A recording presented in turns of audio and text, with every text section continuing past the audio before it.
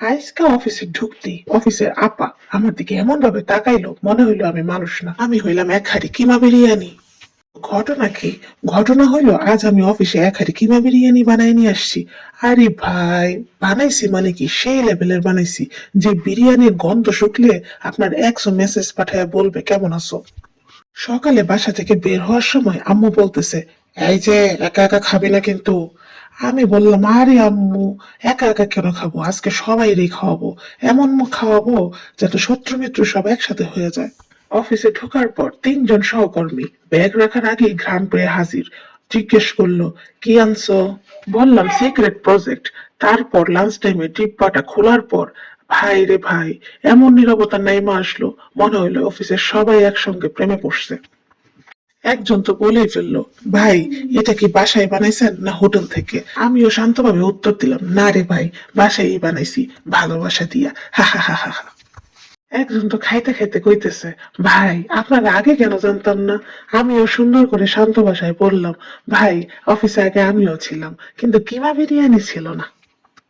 সবচেয়ে মজার ব্যাপার হইল যে সহকর্মী আমার সাথে কথা বলে না এতদিন, সেও আজকে এসে বলতেছে, ভাই একটু কি দিবেন?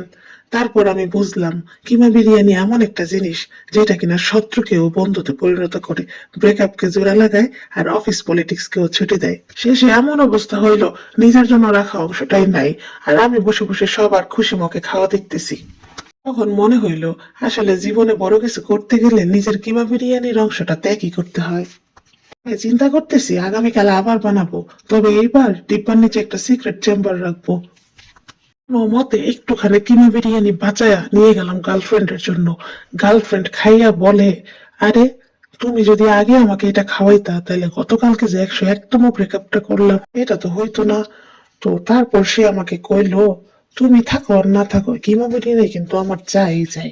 তারপর দেখলাম গার্লফ্রেন্ড জীবনে বহু আসবে যাবে, কিন্তু কিমা বিরিয়ানি সবসময় থাকবে। এই ছিল আমার কিমা বিরিয়ানির ইতিহাস। আপনাদের কেমন লাগলো?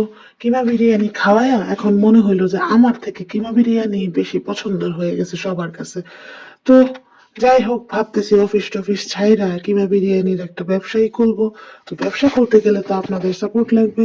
তো সেই সাপোর্টটা অবশ্যই আপনারা আমাকে করবেন, তাহলে আমি আপনাদেরকেও খাওয়াতে পারবো এবং আপনারাও খাইতে পারবেন। সো এই হচ্ছে আমার কিমা বিরিয়ানির ইতিহাস।